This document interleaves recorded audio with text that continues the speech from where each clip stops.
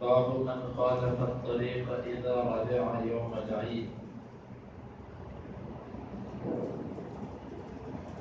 حدثنا محمد قال أخبرنا أبو طميلة يحيى بن واضح عن فليح بن سليمان عن سعيد بن الحارث عن جابر قال كان النبي صلى الله عليه وسلم إذا كان يوم عيد خالف الطريق.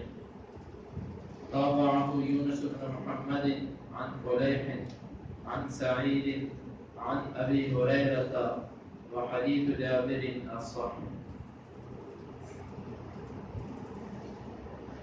یہ باب ہے اس شخص کے بارے میں جس نے راستہ مختلف اختیار کیا جس وقت وہ عید کے دن سے لوٹا.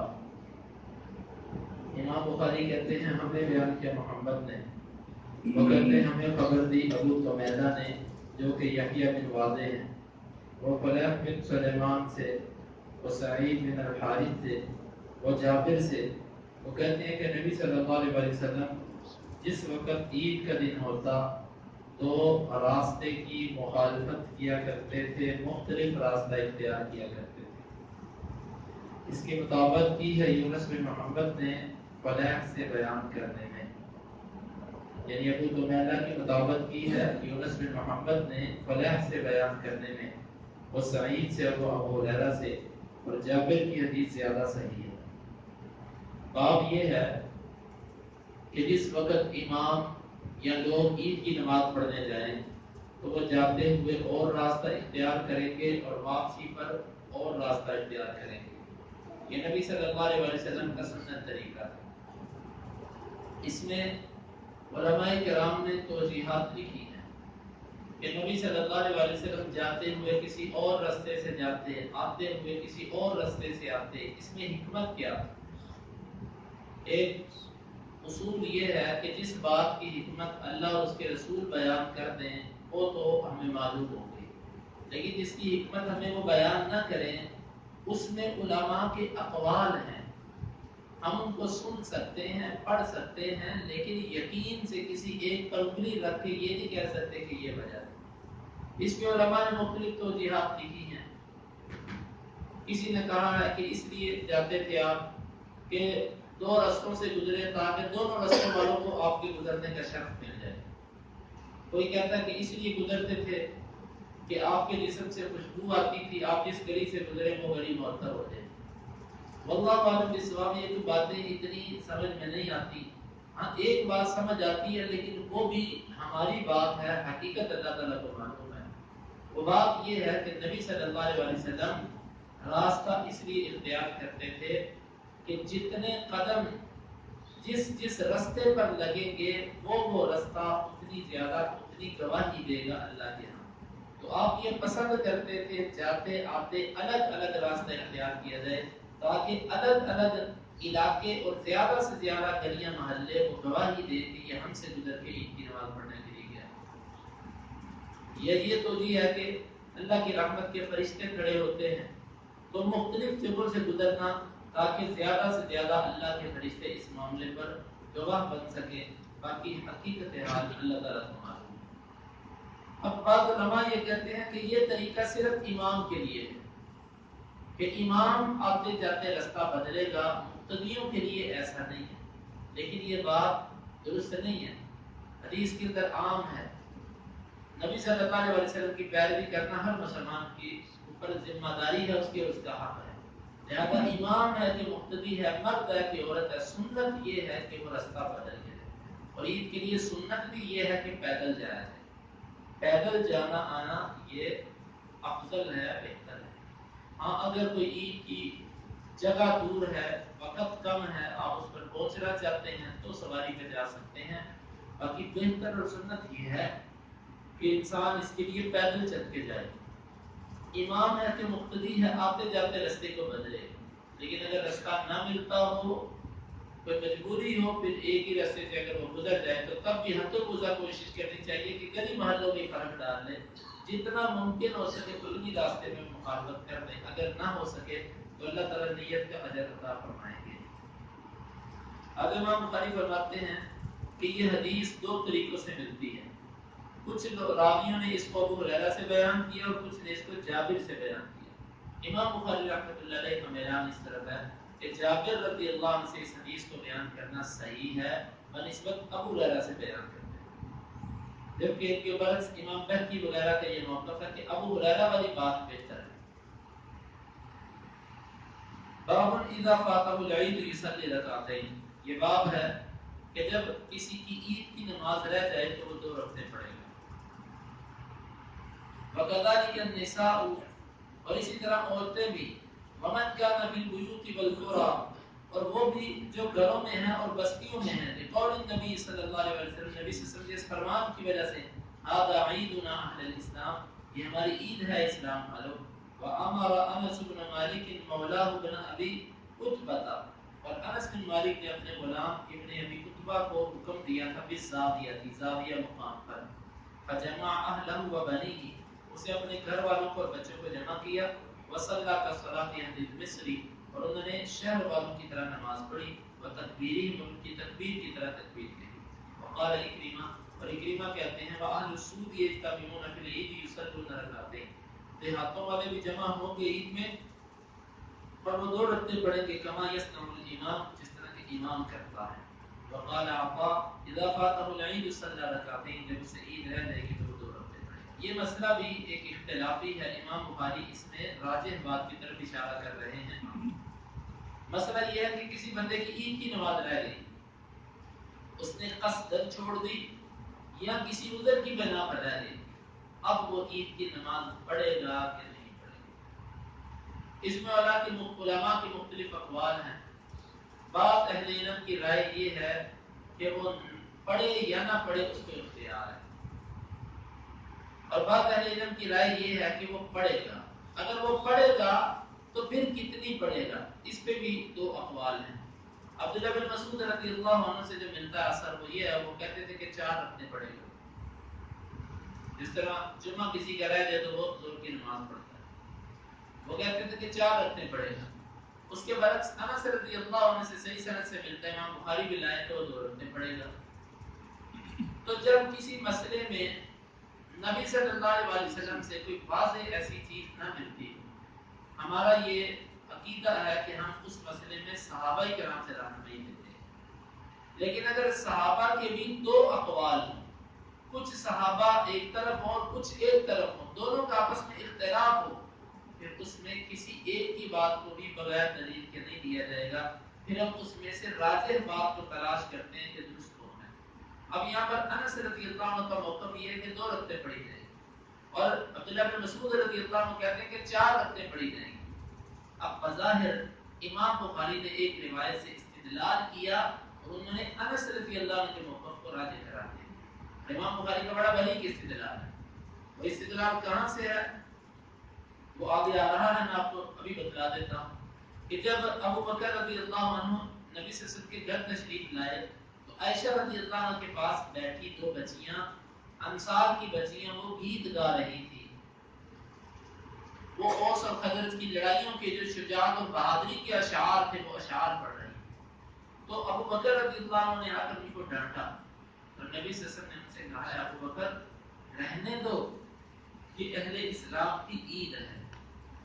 یہاں سے امام بخاری کا استدلال ہے کہ عید کی نماز ہو چکی تھی، عید کے دن ابو بکر رضی اللہ عنہ آئے تو اللہ کے نبی نے ان سے کہا کہ ابو بکر یہ عید ہے.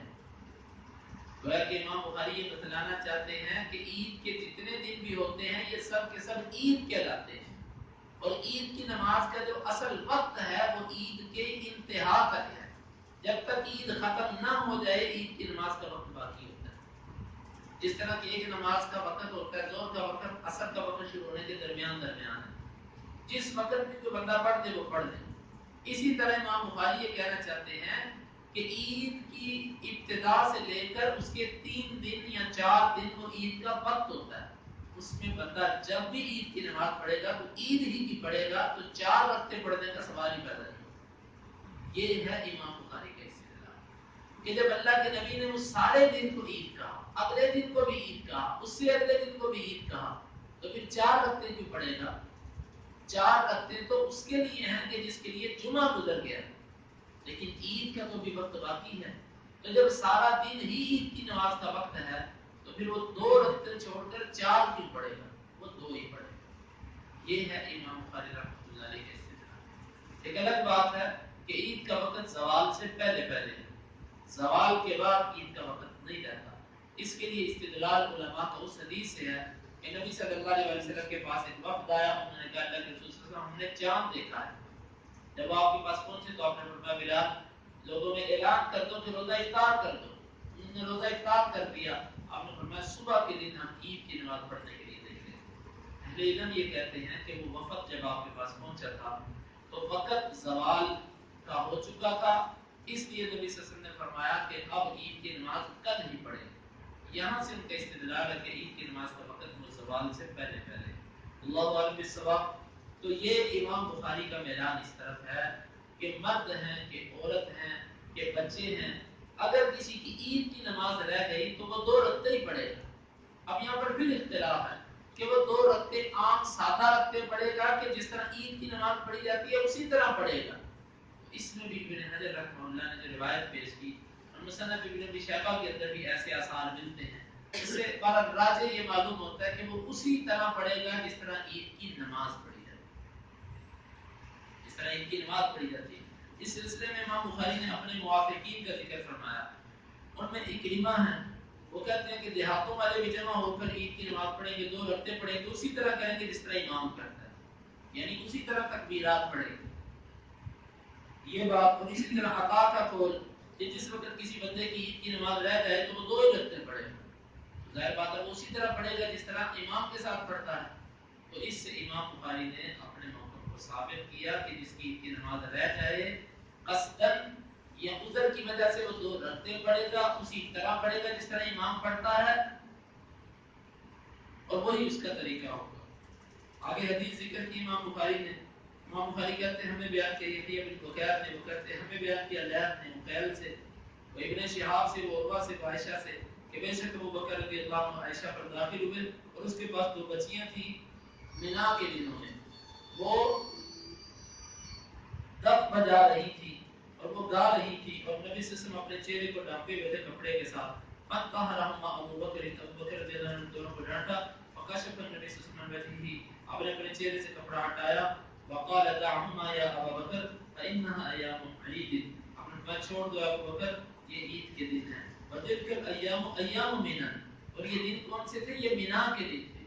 یہ ہے امام بخاری کے استدلال، جب عید کی نماز عید کی وجہ سے پڑھی جاتی ہے تو عید کے دن تو باقی ہیں، جب دن باقی ہیں تو پھر قضا کیوں کی جائے گی، ادا کیوں نہیں کی جائے گی؟ لہٰذا 2 رکعتیں ہی ہیں اور 2 رکعتیں پڑھی جائیں گی۔ اس کلمے سے استدلال ہے فإنها أيام عيد کہ یہ سارے کے سارے عید کے دن ہیں۔ وقالت عائشہ، عائشہ رضی اللہ عنہ کہتی ہیں رأيت النبي صلی اللہ علیہ وسلم يسترني وأنا أنظر إلى الحبشة، میں نے نبی صلی اللہ علیہ وسلم کو دیکھا، آپ مجھے ڈانپے ہوئے تھے، پردہ بنے ہوئے تھے میرے لیے اور میں حبشیوں کو دیکھ رہی تھی اور وہ کھیل رہے تھے مسجد میں، بس ان کو ڈانٹا عمر رضی اللہ عنہ نے۔ دوسری روایت میں ان کا نام آتا ہے، فقال نبی صلی اللہ علیہ وسلم دعهم، آپ نے فرمایا ان کو چھوڑ دو، امنا بنی ارفدہ، امن کے ساتھ تم یہ کام کرو بنی ارفدہ، یعنی من الامن، یہ امن سے ہے، امان سے نہیں۔ امان وہ ہوتی ہے جو کسی کافر کو دی جاتی ہے، اور امن مومن کے لیے کہ تم امن اور سکون سے یہ کھیل کھیلو، تمہیں کچھ نہیں ہوگا۔ یہاں سے کیا مناسبت ہے اس کی بات کے ساتھ؟ امام بخاری کے استدلالات بڑے گہرے ہوتے ہیں، اکثر بخاری کی نسبت کو ہی نہیں لوگ سمجھ پاتے کہ اس کی باب کے ساتھ کیا نسبت ہے۔ اب اس کا بڑا گہرا تعلق ہے، بڑا دور کا تعلق ہے، بظاہر اس میں کوئی عید کی نماز کا ذکر نہیں ہے، ایسا دلوں کہتی میں حبشیوں کو کھیلتے دیکھ رہی ہوں۔ اب اس میں کیا تعلق ہے 2 رکعتیں پڑھنے کا عید کی نماز کے دن؟ اس میں بڑا گہرا تعلق ہے، وہ یہ ہے کہ جب عید کے دن عورتوں کے لیے وہ کام بھی جائز ہیں، جائز کاموں کی رخصت بھی دی جائے گی جو عام دنوں میں نہیں ہوتے، مثال کے طور پہ کھیل تماشا دیکھنا عام دنوں میں یہ نہیں ہے، لیکن عید کے دن عید کی وجہ سے عورتوں کو اس کی بھی اجازت دی جاتی ہے کہ تم یہ کام کر لو، دیکھ لو کھیل وغیرہ جائز جو کھیل ہے۔ تو جب عورتوں کے لیے اتنی وسعت ہے تو پھر ان کو عید کی نماز کے لیے 2 رکعتیں پڑھنے کی رخصت کیوں نہیں؟ ان کو کیوں کہا جائے کہ تم 4 رکعتیں پڑھو؟ ان کے لیے بھی اس باب میں بھی رخصت موجود ہے جس طرح باقی جائز چیزوں کے اندر رخصت موجود ہے۔ یہ بظاہر مناسبت بنتی ہے اس حدیث کو یہاں پر لانے کی کہ نبی صلی اللہ علیہ وسلم نے کھیل دکھایا، تو جب کھیل دکھانے والا آپ نے کام کیا تو 2 رکعتوں میں ان کی رخصت کیسے ختم ہو گئی؟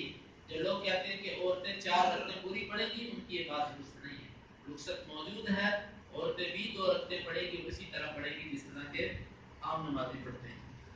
باب الصلاۃ قبل العید و بعدها، یہ کتاب العیدین کے امام بخاری نے آخری باب قائم کیا۔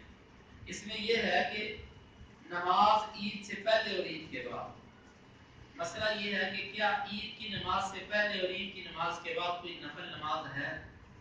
تو اس مسئلے میں تقریباً جمہور اہل علم کا اتفاق ہے کہ امام اور مقتدی عید کے دن عید کی نماز سے پہلے اور عید کی نماز کے بعد کوئی نفل نہیں پڑھیں گے، کوئی سنتیں نہیں پڑھیں گے۔ بعض علماء اس طرف گئے ہیں کہ یہ امام کے لیے، لیکن ان کی بات درست نہیں۔ جو حکم عام ہے وہ عام ہے۔ نبی صلی اللہ علیہ وسلم سے صحابہ سے عید کی نماز سے پہلے اور عید کی نماز کے بعد کوئی نفل پڑھنا ثابت ہے، لیکن کس جگہ؟ عیدگاہ میں۔ ویسے تو ابن ماجہ کی روایت ہے جس کو ابن حجر رحمۃ اللہ علیہ نے حسن قرار دیا، اس میں یہ آتا ہے کہ جب آپ عید کی نماز پڑھ کے گھر لوٹ جاتے تو وہاں پر آپ گھر جا کر 2 رکعتیں پڑھتے۔ تو پھر اس باب کا مطلب یہ بنتا ہے کہ عیدگاہ میں جب آئیں تو بھی 2 رکعتیں نہیں پڑھنی، اور عید سے جب فارغ ہو جائیں تو بھی رکعتیں نہیں پڑھنی۔ ہاں گھر جا کر آپ پڑھ سکتے ہیں۔ یہ جو نفی کی گئی ہے یہ نفی عیدگاہ کی ہے، گھر کے اندر جا کے بعد جو بندہ پڑھ سکتا ہے اس کی ضمانت نہیں ہے۔ وقال ابو المعلى سمعت سعيدا عن ابن عباس كره الصلاة قبل العيد، ابو معلّہ کہتے ہیں میں نے سعید کو سنا، وہ ابن عباس سے بیان کرتے تھے کہ انہوں نے ناپسند کیا نماز کو عید سے پہلے۔ امام بخاری کہتے ہیں ہمیں بیان کیا ابو الولید نے، وہ کہتے ہیں ہمیں بیان کیا شعبہ نے، وہ کہتے ہیں ہمیں بیان کیا علی بن ثابت نے، وہ کہتے ہیں میں نے سعید بن جبیر کو سنا، وہ ابن عباس رضی اللہ عنہ سے کہ بے شک نبی صلی اللہ علیہ وسلم خرج یوم الفطر فصلى ركعتين، آپ عید الفطر کے دن نکلے آپ نے 2 رکعتیں پڑھی، ولم يصلي قبلها ولا بعدها ومعه بلال، ورنہ آپ نے اس سے پہلے کچھ پڑھا نہ اس کے بعد کچھ پڑھا، اور آپ کے ساتھ بلال بھی تھے۔ تو یہ باب ہے۔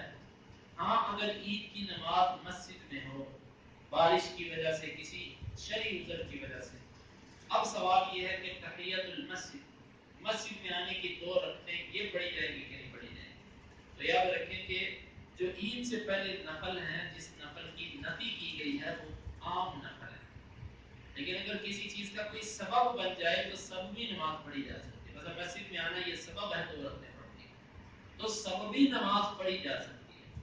اگر کسی نماز کا کوئی سبب بھی نہیں ہے وہ نماز پڑھنا درست نہیں ہے۔ سببی نماز عید کے دن بھی پڑھی جا سکتی ہے، عید سے پہلے بھی پڑھی جا سکتی ہے، لیکن اگر اس حدیث کے عموم پر چلتے ہوئے کوئی بندہ نہیں پڑھتا، کہتا میں نہیں پڑھتا کیونکہ حدیث میں نہیں آیا، تو ٹھیک ہے، یہ ایک اجتہادی مسئلہ ہے۔ اس میں بھی علماء کی 2 آراء ہیں کہ تحیۃ المسجد جو ہے یہ ممنوع اوقات میں پڑھے جائیں گے کہ نہیں پڑھے جائیں گے۔ بہت سارے علماء کا موقف ہے ممنوع اوقات میں پڑھے جائیں گے، اور کچھ علماء کا موقف ہے نہیں پڑھے جائیں گے۔ اس میں جس کو جس طرح سمجھ آئے وہ اس پر عمل کر لے، تو انشاءاللہ اس باب میں کچھ تنقید نہیں ہے۔ اللہ تعالیٰ سے دعا ہے کہ اللہ تعالیٰ ہمیں اس پر عمل کی توفیق عطا فرمائے۔ اللہ کی رحمت اور اس کی توفیق سے کتاب العیدین مکمل ہوا۔ کل انشاءاللہ ابواب الوتر، وطر کا طریقہ، وطر کے مسائل انشاءاللہ بیان ہوں گے۔ اللہ تعالیٰ اس پر عمل کی توفیق عطا فرمائے۔ اللهم انفعنا بما علمتنا وعلمنا ما ينفعنا وزدنا علما، اللهم اقسم لنا من خشيتك ما يحول بيننا وبين معاصيك، ومن طاعتك ما تبلغنا به جنتك، ومن اليقين ما تهون به علينا مصائب الدنيا، متعنا اللهم بأسماعنا وأبصارنا وقوتنا أبدا ما أحييتنا، واجعله الوارث منا، واجعل ثأرنا على من ظلمنا، ولا تجعل مصيبتنا في ديننا، ولا تجعل الدنيا أكبر همنا ولا مبلغ علمنا، ولا تسلط علينا من لا يرحمنا، وآخر دعوانا